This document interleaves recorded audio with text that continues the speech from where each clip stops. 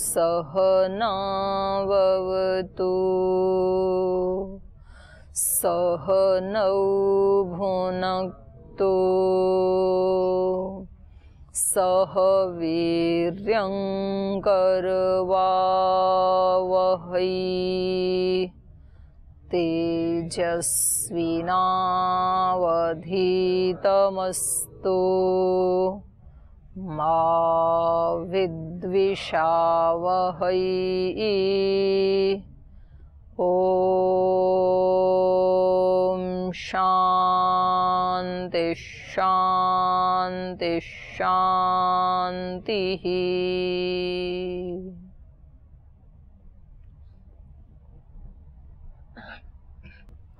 पीछे के पार्ट से पूछना है किसी को, इनको माइक दे देना, माइक दे दो।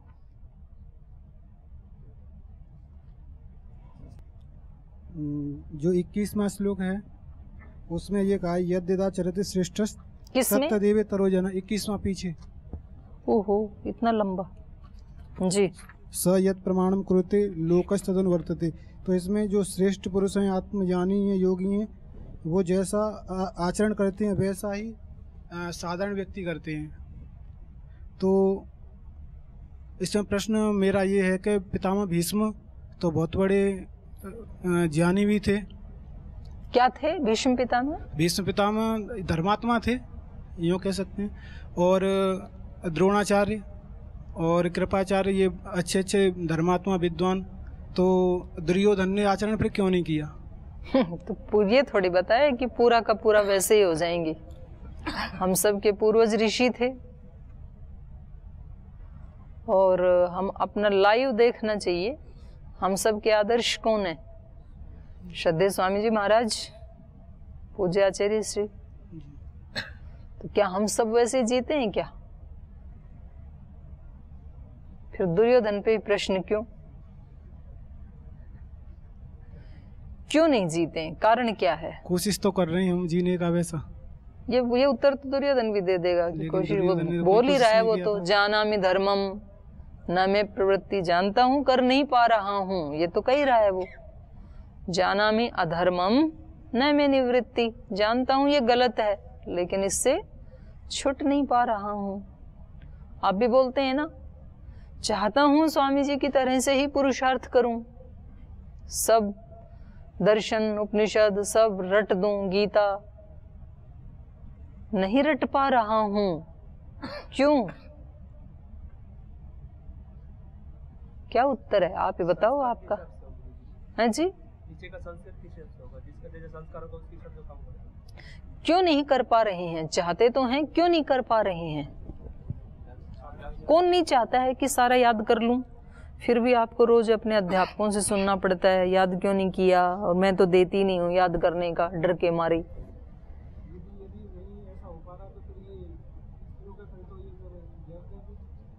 हाँ व्यर्थ है बिल्कुल, क्योंकि स्वामी जी महाराज जो आचरण कर रहे हैं वो व्यर्थ है बिल्कुल। मैं तो श्लोक की कह रहा हूँ। नहीं, आप स्वामी जी ने एक बात हमें क्या सिखाई कि हमें सब सत्यों की खोज कहाँ से करनी है? अपने से, स्वयं से। नहीं तो हम बाहर के व्याख्यान करते हैं, बाहर के डिबेट करते हैं, बाहर के शास्त्रार्थ करते हैं, खुद को बचा के रखते हैं कि मैं इसमें शामिल नहीं होने वाला। बात होनी है अपने से। बाहर देश दुनिया में क्या हो रहा है उसको नहीं, मेरे अंदर क्या हो रहा है उसको देखना है पहले। मतलब यदि हम चेंज नहीं हो पा रहे हैं, हम वैसा आचरण नहीं कर पा रहे हैं, तो स्वामी जी महाराज का, आचार्य जी का पुरुषार्थ सब व्यर्थ, बेकार है ना। क्योंकि जैसा वो आचरण कर रहे हैं वैसे तो 100% हम बन नहीं पा रहे हैं, तो उनको नहीं करना चाहिए ना। या कर रहे हैं तो ये बात गलत है कि भाई जैसा बड़े करेंगे वैसा ही छोटे भी करेंगे। तो जब आपका अपना नंबर आता है तो आप बोलते हैं जी बन नहीं पाए तो क्या है, कोशिश तो कर रहे हैं ना। लेकिन स्वामी जी ही छोड़ दें सब, ये हमें स्वीकार नहीं है। उनको तो करना ही चाहिए, क्योंकि जैसा जैसा वो करेंगे वैसा वैसा तो हम फॉलो करेंगे। तो हमारे माता पिता को, हमारे आचार्यों को, हमारे गुरुजनों को तो श्रेष्ठ आचरण करना ही चाहिए, क्योंकि जैसा वो करेंगे वैसा ही तो हम करेंगे। फिर पूछे कि आप कर क्यों नहीं पा रहे हो वैसा, तो कोशिश तो कर ही रही हैं, कर क्यों नहीं पा रहे हो?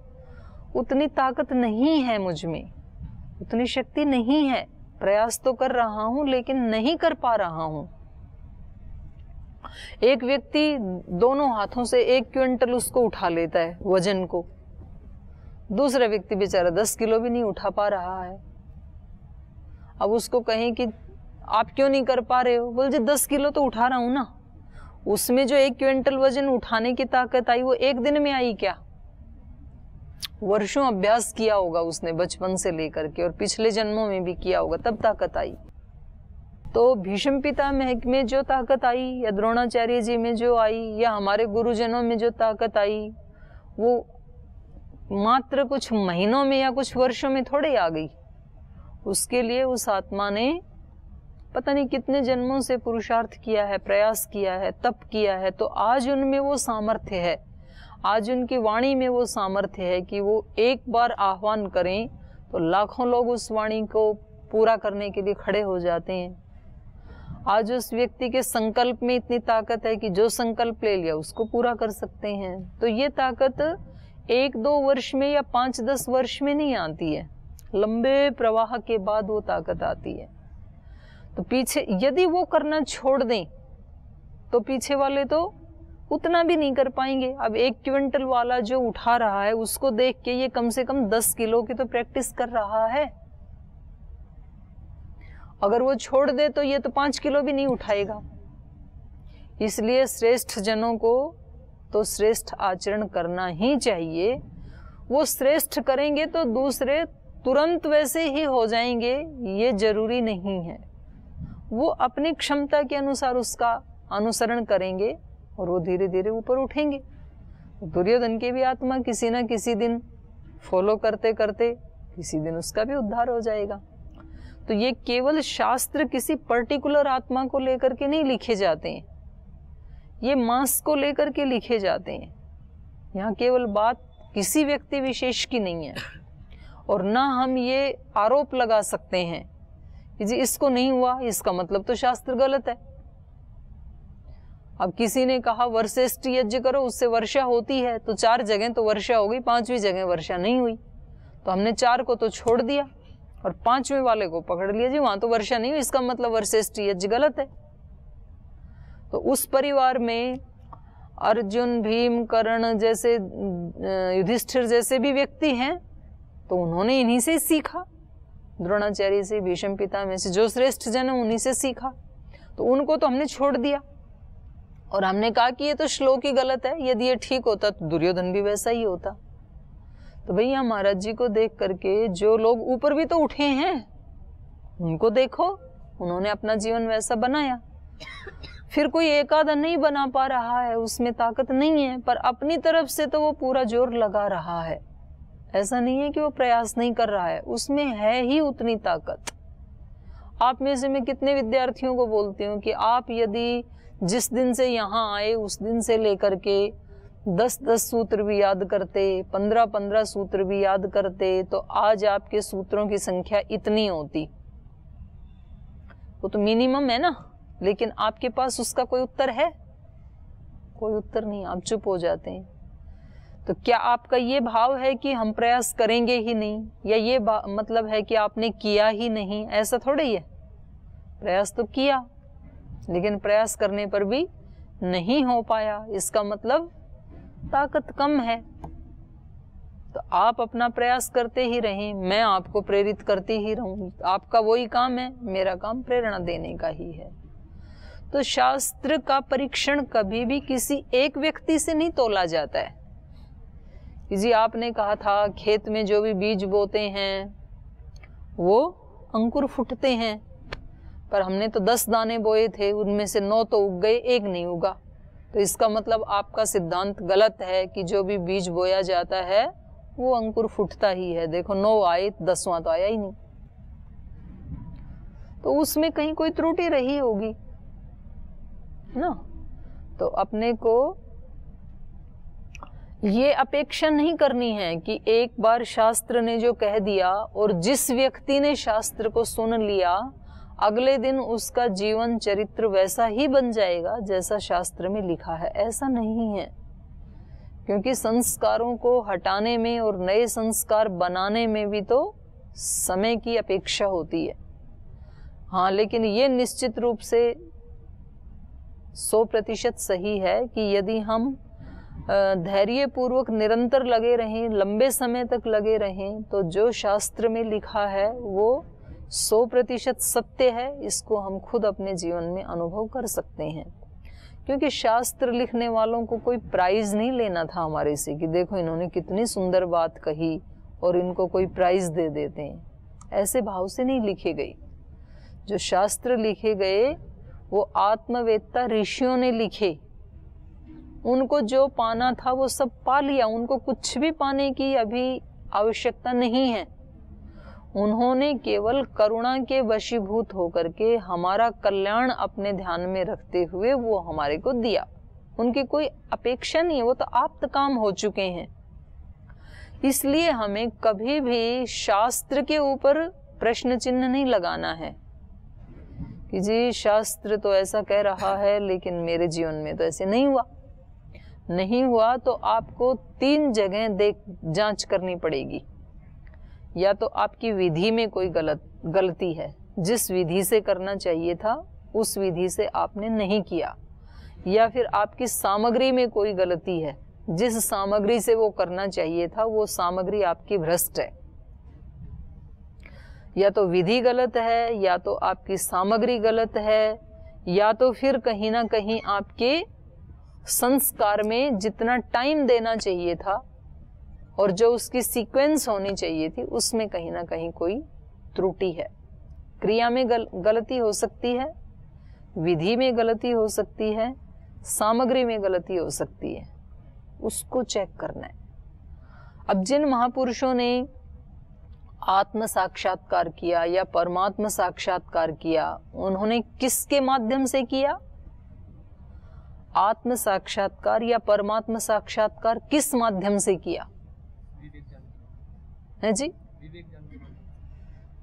किसके माध्यम से किया? नहीं, साधन क्या था उनके पास है जी? शरीर साधन था। शरीरम खलु साधनम, शरीरम आद्य खलु धर्म साधनम, आदि साधन है ना। तो उन्होंने किस माध्यम से किया साक्षात्कार? शरीर के माध्यम से। किसके माध्यम से किया? इंद्रियों के माध्यम से। किसके माध्यम से किया? मन, बुद्धि, अहंकार, चित्त, इनके माध्यम से। ये तो सारे हमारे पास भी हैं, शरीर है हमारे पास। कुछ ऋषियों से तो तगड़ा शरीर भी है किसी किसी के पास। स्वामी विरजानंद जी तो दुबले पतले थे, कुछ तो अच्छे तगड़े भी ब्रह्मचारी हैं। इंद्रियां अच्छी हैं, मन भी है, हमें क्यों नहीं हो रहा है? अगर शरीर, मन, बुद्धि से ही यदि, चित्त से ही यदि आत्म साक्षात्कार होता है तो सारा है हमारे पास, सारा तो मटेरियल है। साधन होते हुए भी सिद्धि क्यों नहीं हो रही है?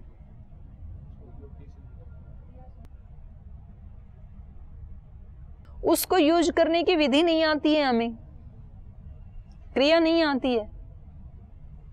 मन को कैसे प्रयोग करें वो आता ही नहीं है। मिल तो गया, लेकिन मन का प्रयोग किस में करते हैं? फालतू के विचार, फालतू का चिंतन करने में उसको यूज कर रहे हैं, तो सिद्धि कहां से आएगी? फिर खुद बाधा डाल रहे हैं ना हम।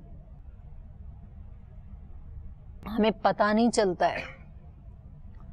ऋषियों ने तो बताया शुद्ध जब तक चित्त नहीं होगा, शौच मतलब अंदर और बाहर की शुद्धता, जब तक शुद्धता नहीं होगी तब तक दर्पण में परछाई दिखेगी कैसे? बुद्धि तो एक दर्पण है ना, उसमें आत्मा का प्रतिबिंब पड़ता है, तो दिखे कैसे?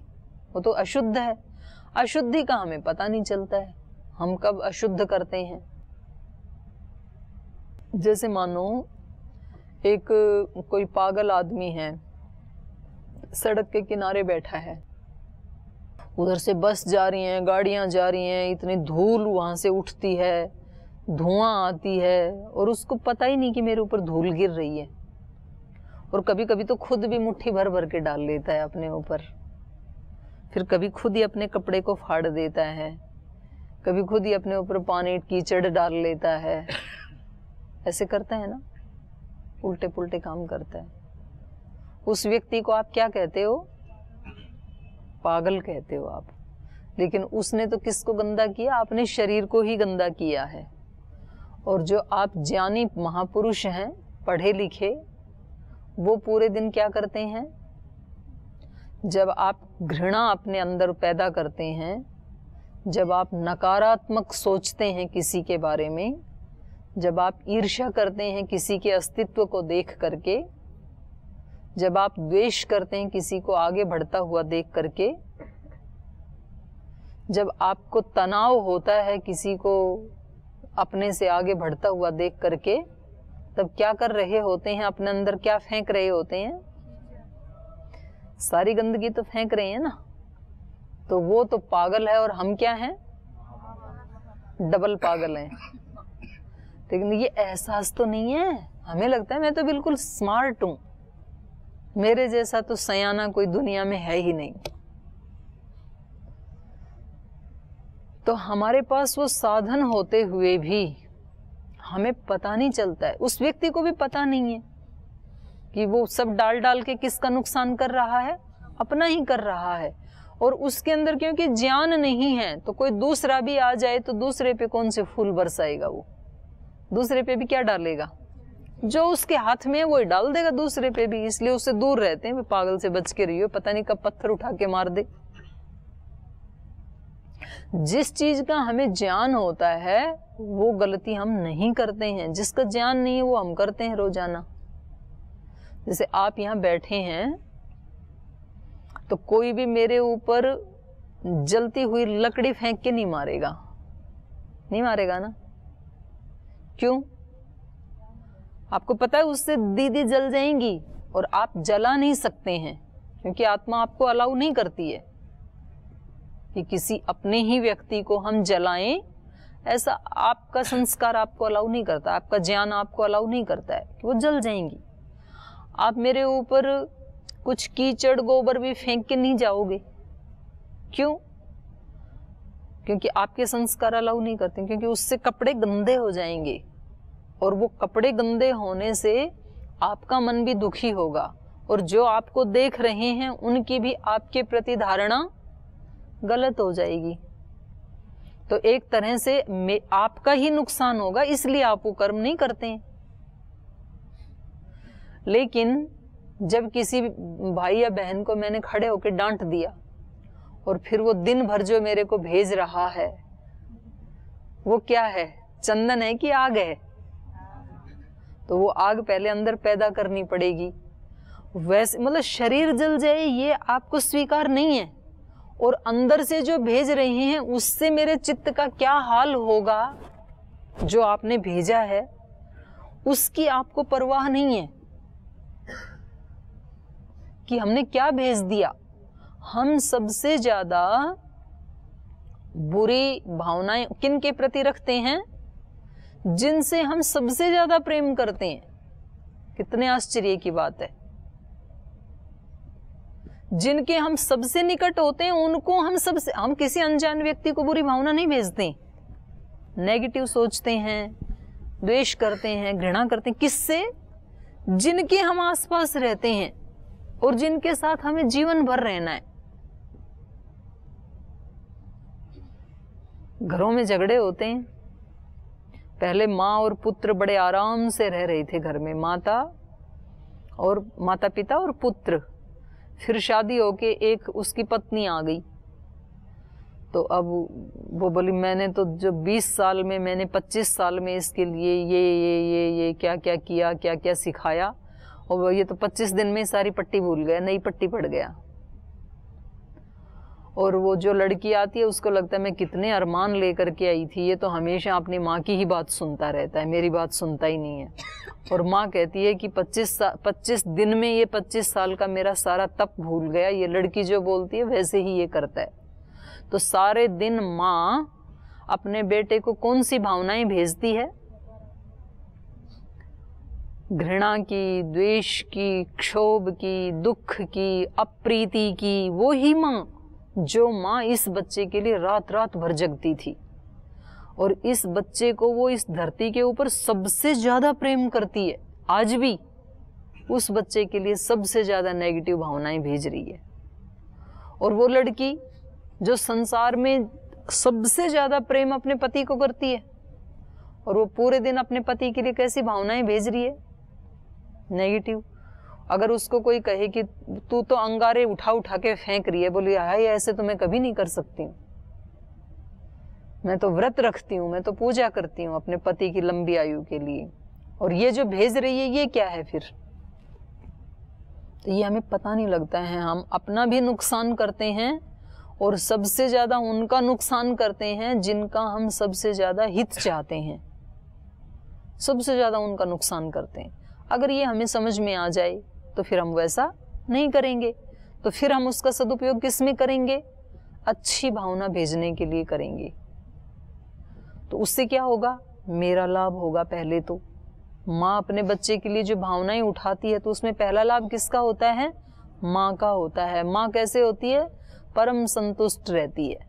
उसने कोई वेद दर्शन उपनिषद नहीं पढ़े, लेकिन अपने बच्चे की सेवा करके माँ बहुत संतुष्ट रहती है बिना ध्यान धारणा की, क्योंकि निरंतर उसके मन में भाव कैसे उठ रहे हैं? बच्चे के लिए पॉजिटिव उठ रहे हैं। और बच्चा भी, उसने कोई शास्त्र नहीं पढ़ा, लेकिन पूरे दिन कैसा रहता है? पावन तरंगित, खिलखिलाता हुआ, समाधि समाधान की अवस्था में, क्योंकि वो भी अपनी माँ की अच्छी अच्छी भावनाओं को रिसीव कर रहा है और अच्छी ही पैदा कर रहा है।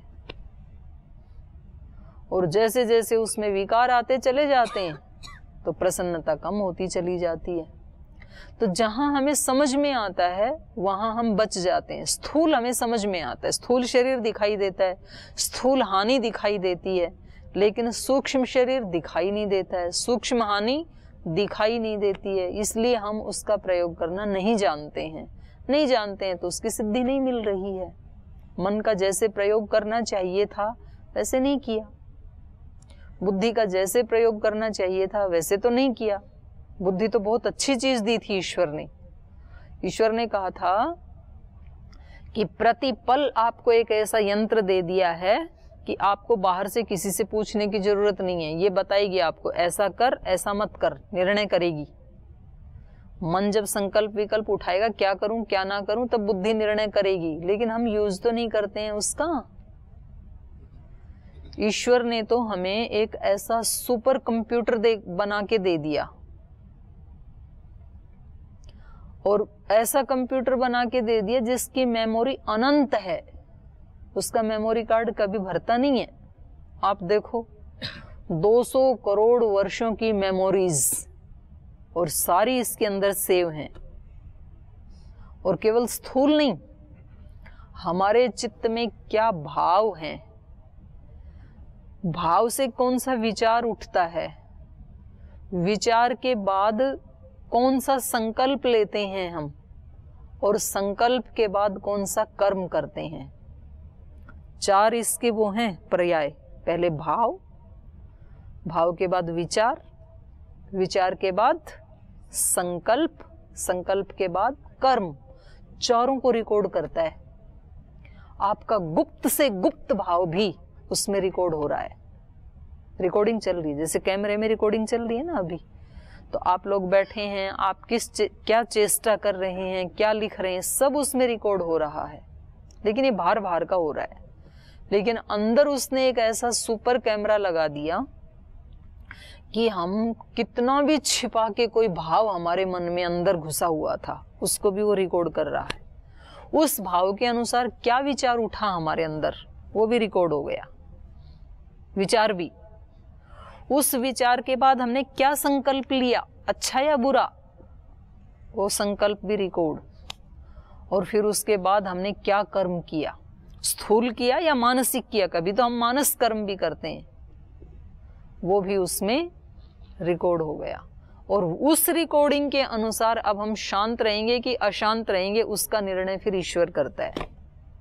उस कैमरे का सीसीटीवी की फुटेज देखते हैं ना कि भाई ये इस व्यक्ति को अपराधी घोषित किया जाए या निरपराधी घोषित किया जाए, तो बोले उसमें देख लो, सीसी कैमरे में देख लो, उसकी फुटेज बता देंगी क्या था। तो वो देख लिया जाता है हमारा अंतःकरण का, उसके अनुसार फिर हमें क्या मिलते हैं, जाति आयु भोग मिलते हैं।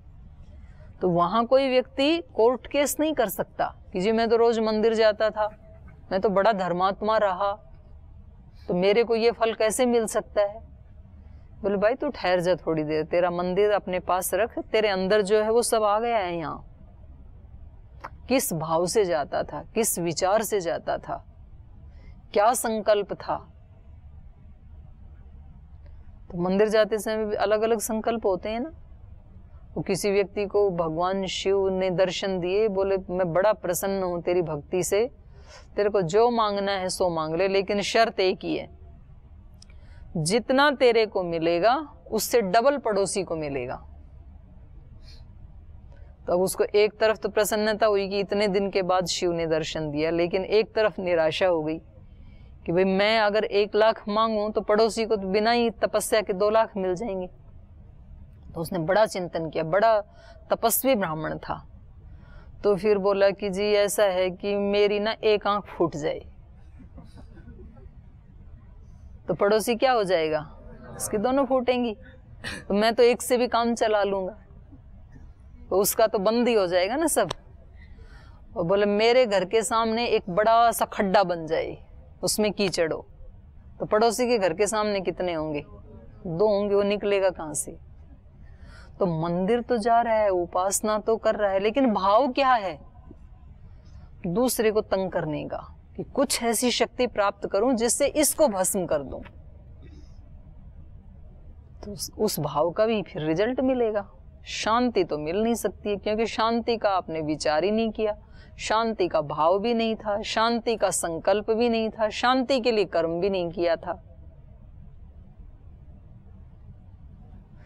तो ये हमें खुद देखना पड़ेगा कि हम इन चीजों का प्रयोग कैसे कर रहे हैं या नहीं कर रहे हैं। है हमारे पास सब कुछ, जो ऋषियों के पास था वो हमारे पास है, क्यों नहीं हो पा रहा है, प्रयोग करना नहीं जानते हैं हम। तो ये जो शास्त्र हैं ये हमें क्या बताते हैं, प्रयोग करना बताते हैं बस, कि हमने ऐसे प्रयोग किया, आप भी ऐसे प्रयोग करो। भागने की कोशिश मत करो, कहां भागोगे, संसार से बाहर जा नहीं सकते हो आप, कोई ऐसा स्थान नहीं है ना जो संसार से बाहर हो, जहां भी जाओगे संसार है ही। तो इसलिए भागने की कोशिश मत करो, जागने की कोशिश करो, वो बता रहे हैं ये हमें।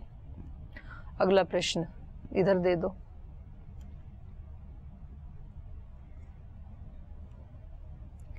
बहनों को दे दो, आगे आगे दे दो, उधर दे दो कोने पे। ओम दीदी प्रणाम। दीदी उस दिन एक प्रसंग आया था कि इस धरती में हमारा कुछ भी नहीं है, वो सब ईश्वर का ही है, ये तो ठीक ही है। मतलब इस धरती में कुछ भी हमारा नहीं है, वो सारे ईश्वर का ही है, ये तो ठीक ही है। लेकिन उसमें एक उदाहरण आया था कि मतलब कह रहे थे कि ये पतंजलि योगपीठ भी हमारा नहीं है, हम अपना अपना कहते जा रहे हैं। अगर इतना अधिकार भी हम ना जमाए तो कल तो फिर कोई आएगा बोलेगा तो अच्छा आप लोगों ने बहुत दिन रह लिया तो हम अभी अपना। तो ये कब कहा था आपको कि मतलब जब तक रहो तब तक भी इसकी सुरक्षा मत करना?